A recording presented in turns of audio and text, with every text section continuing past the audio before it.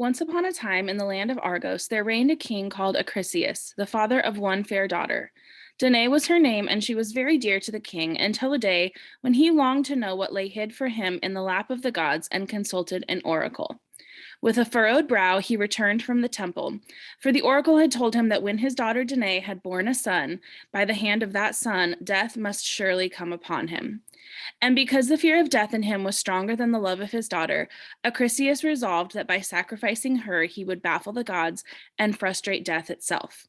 A great tower of brass was speedily built at his command, and Danae was placed in this prison to drag out her weary days. But who can escape the designs of the gods? From Olympus, great Zeus himself looked down and saw the airy princess sighing away her youth. And, full of pity and of love, he himself entered the brazen tower as a stream of golden light, and Danae became the bride of Zeus and happily passed with him the time of her imprisonment. In time, to her a son was born, a beautiful and kingly child, and great was the wrath of her father when he heard the infant's cries within the tower. He ordered his guards to open the door to the tower, and he hustled Danae and her newly born babe, the little Perseus, to the seashore. Once at the water's edge, he put them in a great chest and set them adrift to be a plaything for winds and waves and a prey for the cruel and hungry sea. If his daughter and grandson were to be killed at sea, it would be Poseidon's fault, not his own, he figured. For days and nights, the mother and child were tossed on the billows, yet no harm came to them. And one morning, the chest grounded on the rocky beach of Seriphos, an island in the Aegean Sea. Here, a fisherman discovered this strange flotsam and jetsam of the waves and took the mother and child to Polydectes, the king. And the years that followed were peaceful years for Danae and for Perseus. But as Perseus grew, becoming each day more goodly to look upon, more fearless, more ready to gaze with serene courage into the eyes of gods and of men, an evil thing befell his mother. She was but a girl when he was born, and as the years passed, she grew ever more fair. And the crafty eyes of old Polydectes, the king, watched her eagerly, always more hotly desiring her for his wife. But Danae, the beloved of Zeus himself, had no wish to wed the old king, and she rejected his suit. Behind her, as she knew well, was the stout arm of her son Perseus, and while Perseus was there, the king could do her no harm. But Perseus, unwitting of the danger his mother faced each day, sailed the seas unfearingly and felt that peace and safety surrounded him on every side. In fact, Perseus's bravery was bolstered by his dreams. It seemed the gods visited him as he slept, giving counsel and courage. On a recent night, he dreamed Athena, goddess of war, had visited him, whispering in his ear, "I am Pallas Athena, and to me the souls of men are known. Those whose fat hearts are as those of the beasts that perish do I know. They live at ease. No bitter sorrow is theirs, nor any fierce joy that lifts their feet free from the cumbering clay. But dear to my heart are the souls of those whose tears are tears of blood, whose joy is as the joy of the immortals. Pain is theirs and sorrow. Disappointment is theirs and grief. Yet their love is as the love of those who dwell on Olympus. Patient they are and long-suffering, and ever they hope, ever do they trust.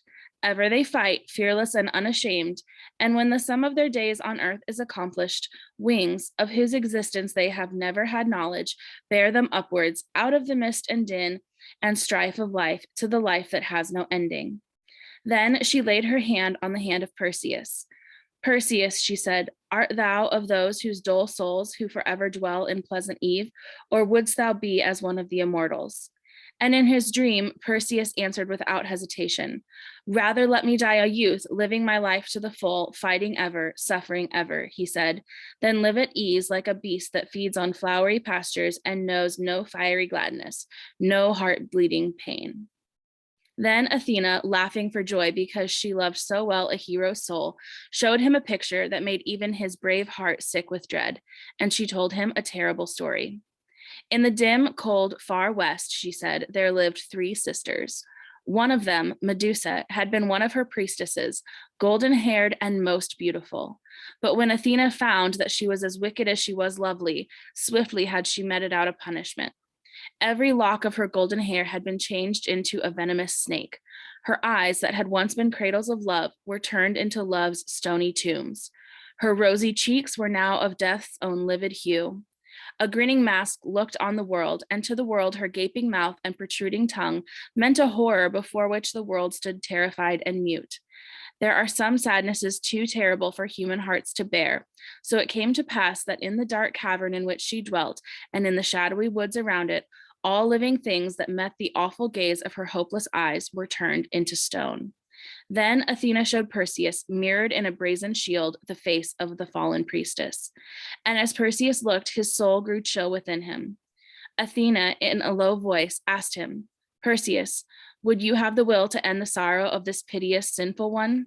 He answered, anything you ask, I will do, the gods helping me. And Pallas Athena, smiling again, left him to dream. And Perseus awoke in sudden fear and found that in truth he had but dreamed, yet held his dream as a holy thing in the secret treasure house of his heart. In the daylight, he found that his mother walked in fear of Polydectes, the king. She told her son, a strong man now, though young in years, about the king's unwelcomed advances. Perseus saw red blood, and gladly would he have driven his keen blade far home in the heart of Polydectes. But his vengeance was to be delayed by the wily king. Polydectes was hosting a feast, and on that day, everyone in the land brought costly offerings to honor him. Perseus alone came empty-handed, and as he stood in the king's court as though he were a beggar, the other youths mocked him. Thou sayest thy father is one of the gods, one young man said. Where is thy godlike gift, O Perseus? And Polydectes, glad to humble the lad who was protector of his mother's honor, echoed these foolish taunts. Where is the gift of the gods that this noble son of Danae has brought me, he asked, and his fat cheeks and loose mouth quivered with ugly merriment. Then Perseus, his head thrown back, gazed in the bold eyes of Polydectes. Son of Zeus he was indeed, as he looked with royal scorn at those whom he despised.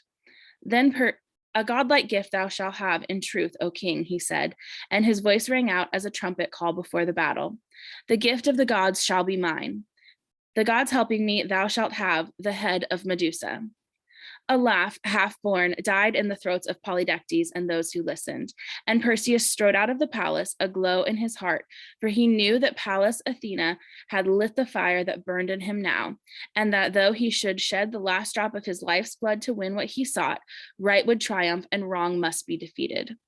Still quivering with anger, Perseus went down to the blue sea that gently whispered its secrets to the shore on which he stood. If Athena would but come, he thought, if only my dreams might come true. For, like many a boy before and since, Perseus had dreamed of gallant, fearless deeds. Like many a boy before and since, he had been the hero of many great adventures in his heart. So he prayed, come to me, I pray you, Pallas Athena, come and let me dream true. His prayer was answered. Into the sky there came a little silver cloud that grew and grew ever closer, and then, as in his dream, Athena came to him and smiled on him as the sun smiles on the water in spring. Nor was she alone. Beside her stood Hermes of the winged shoes, and Perseus knelt before the two in worship. Then, very gently, Athena gave him counsel, and then she gave him more than counsel. In his hand she placed a polished shield. No mirror shone more brightly than this shield's smooth surface. Do not look at Medusa herself, she advised. Look only on her image here reflected, then strike home hard and swiftly. And when her head is severed, wrap it in the goatskin on which the shield hangs. So wilt thou return in safety and in honor. But how then shall I cross the wet gray fields of this watery way? Asked Perseus. If only I were a white-winged bird that skims across the waves. And with the smile of a loving comrade, Hermes laid his hand on Perseus's shoulder. My winged shoes shall be thine, he said, and the white-winged seabirds shalt thou leave far, far behind. Yet another gift is thine, said Athena. Gird on, as gift from the gods, this sword that is immortal. For a moment, Perseus lingered. May I not bid farewell to my mother? He asked. May I not offer burnt offerings to thee and to Hermes and to my father Zeus himself? But Athena rejected his respectful idea. At his mother's weeping, she reasoned, his heart might relent, and the only offering that the Olympians desired was the head of Medusa. Then, like a fearless young golden eagle, Perseus spread out his arms, and the winged shoes carried him across the seas to the cold northern lands, just as Athena had directed. Each day his shoes took him a 7 days' journey, and ever the air through which he passed grew more chill, till at length he reached the land of everlasting snow, where the black ice never knows the conquering warmth of spring, and where the white surf of the moaning waves freezes solid even as it touches the shore. It was a dark, grim place to which he came, and in a gloomy cavern by the sea lived the three gray sisters that Athena had told him he must seek. Old and gray and horrible they were, with only one tooth and one eye amongst them. From hand to hand they passed the eye, muttering and shivering in the blackness and the cold. Boldly Perseus spoke to them and asked them to guide him to the place where Medusa and her sisters, the Gorgons, dwelt. No others know where they dwell, he said. Tell me, I pray thee, the way that I may find them. But the Grey sisters were kin to the Gorgons and hated all the children of men, and ugly was their evil mirth as they mocked Perseus, refusing to tell him where Medusa could be found. Perseus was focused on accomplishing his goal. As the eye passed from one withered, clutching hand to another, he swiftly held out his own strong young palm, and in her blindness, one of the three placed the eye directly in his hand. Wicked you are and cruel at heart, and blind shall you remain forever, unless you tell me where I may find the Gorgons, he challenged them. Tell me only that, and I give back your eye. Then the women whimpered and begged of him, and when they found that all their beseeching was in vain, at length they told him. Go south, they said, so far south that at length thou comest to the uttermost limits of the sea, to the place where day and night meet. There is the garden of the Hesperides, and one of them must thou ask the way. Now, give us back our eye. They wailed again most piteously, and Perseus tenderly placed the eye into a greedy, trembling old hand. In an instant, he launched and flew south like a swallow that is glad to leave the gloomy, frozen lands behind. To the garden of the Hesperides he came at last, and amongst the myrtles and roses and sunny fountains he found the nymphs who there guard the golden fruit, and begged them to tell him which direction he must wing his way in order to find the Gorgons. But the nymphs could not tell. We must ask Atlas, they said, the giant who sits high up on the mountain and with his strong shoulders keeps the heavens and earth apart. And with the nymphs, Perseus went up the mountain and asked the patient giant to guide him to the place of his quest. Far away I can see them, said Atlas, on an island in the great ocean. But unless thou wears the helmet of Hades himself, thy going will be in vain. What is this helmet? Asked Perseus, and how can I acquire it? One who wears the helmet of the ruler of dark places will be as invisible as a shadow in the blackness of night, answered Atlas, but no mortal can obtain it, for only the immortals can brave the terrors of the shadowy land and return. Yet if thou wilt promise me one thing, the helmet shall be thine. What is it that you want? Asked Perseus. And Atlas said, for many a long year have I borne this earth, and I grow aweary of my burden. When thou hast slain Medusa, let me gaze upon her face, that I may be turned into stone and suffer no more forever. And Perseus promised. At the bidding of Atlas, one of the nymphs sped down to the land of the shades, and for 7 days Perseus and her sisters awaited her return. Her face was as the face of a white lily, and her eyes were dark with sadness when she came. But with her she bore the helmet of Hades, and when she and her sisters had kissed Perseus and bidden him a sorrowful farewell, he put on the helmet and vanished. Soon the gentle light of day had gone, and he found himself in a place where clammy fog blotted out all things, and the sea was black. And in that silent land where there is neither night nor day, nor cloud nor breeze nor storm, he found the cave of horrors in which the Gorgons dwelt. 2 of them, like monstrous swine, lay asleep, but a third figure paced the hall, turning her head from side to side, as if on patrol. She moaned aloud and shrieked in her despair because the golden tresses of her hair were moved by writhing snakes that hissed and spit as she walked. In the shield of Pallas Athena, this picture was mirrored, and as Perseus gazed on it, his soul grew heavy, seeing the beauty and the beast intertwined. To slay her will be kind indeed, he thought to himself. Her beauty has become corruption, and all the joy of her life for her has passed into the agony of remembrance, the torture of unending remorse. When he saw her brazen claws that were greedy to strike and to slay, his face grew stern, and he paused no longer. She rounded a corner, and Perseus stood poised. At the perfect moment, using the mirrored reflection as his guide, he swung his sword and smote her neck with all of his might. To the rocky floor, the body of Medusa fell with a brazen clang, and he wrapped her head in the goatskin while he turned his eyes away. Aloft then he sprang and flew swifter than an arrow from the bow of Artemis. With hideous outcry, the two other Gorgons awakened to find the body of Medusa, and like foul vultures that hunt a little songbird, they flew in pursuit of Perseus. For many a league they kept up the chase, and their howling was grim to hear. Across the seas they flew, and over the yellow sand of the Libyan desert. And as Perseus flew before them, some blood drops fell from the severed head of Medusa, and from them bred the vipers that are found in the desert to this day. But bravely did the winged shoes of Hermes bear Perseus on, and by nightfall the Gorgon sisters had passed from sight, and Perseus found himself once more in the garden of the Hesperides. Ere he sought the nymphs, he knelt by the sea to cleanse from his hands Medusa's blood, and still does the seaweed that we find on sea beaches after a storm bear the crimson stains. And when Perseus had received glad welcome from the fair dwellers in the garden of the Hesperides, he sought Atlas so that he might fulfill his promise. Eagerly Atlas beheld him, for he was aweary of his long toil. Without speaking a word, Perseus uncovered the face of Medusa and held it up for the Titan to gaze upon. When Atlas looked upon her, whose beauty had once been as pure as a flower in spring, and he saw only anguish and cruelty, foul wickedness and hideous despair, his heart grew like stone within him. To stone, too, turned his great patient face, and into stone grew his vast limbs and strong crouching back. So Atlas the Titan became Atlas the mountain, and still his head, white crowned with snow, and his great shoulders far up in the misty clouds, would seem to hold apart the earth and the sky. Then Perseus again took flight, and in his flight he passed over many lands. Far down below him as he flew one day, he saw something white on a purple rock in the sea. It seemed too large to be a snowy plumaged bird, and he darted swiftly downward that he might see more clearly. The spray lashed against the steep rocks of the desolate island and showered itself upon a figure that at first he took to be a statue of white marble. The figure was actually that of a girl, slight and very youthful, yet more fair even than any of the nymphs of the Hesperides.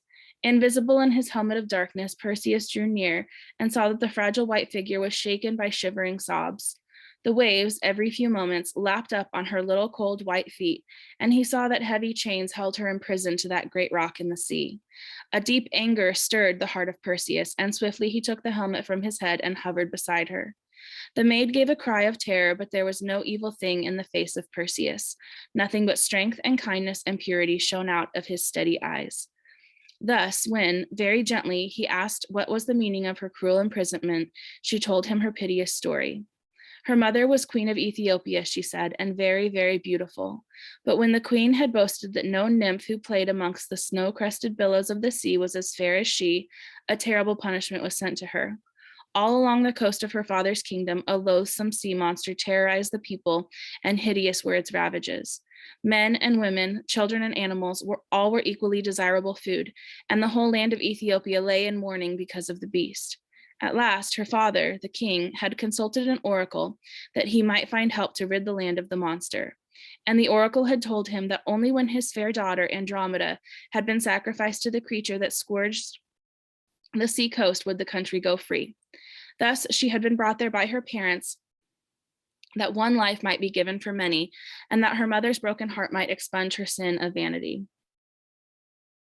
Even as Andromeda spoke, the sea was broken by the track of a creature that cleft the water, as does the forerunning gale of a mighty storm. And Andromeda gave a piteous cry. Lo, he comes, she cried. Save me, oh, save me, I am too young to die. Then Perseus darted high above her, and for an instant hung poised like a hawk that is about to strike. Then, like the hawk that cannot miss its prey, swiftly he swooped down and smote with his sword the devouring monster of the ocean. Not once, but again and again he struck the beast, until all the water round the rock was churned into blood-stained froth, and until his loathsome combatant floated on its back, mere carrion for the scavengers of the sea. Then Perseus hewed off the chains that held Andromeda, and in his arms he held her tenderly as he flew with her to her father's land. Who so grateful then as the king and queen of Ethiopia, and who so happy as Andromeda?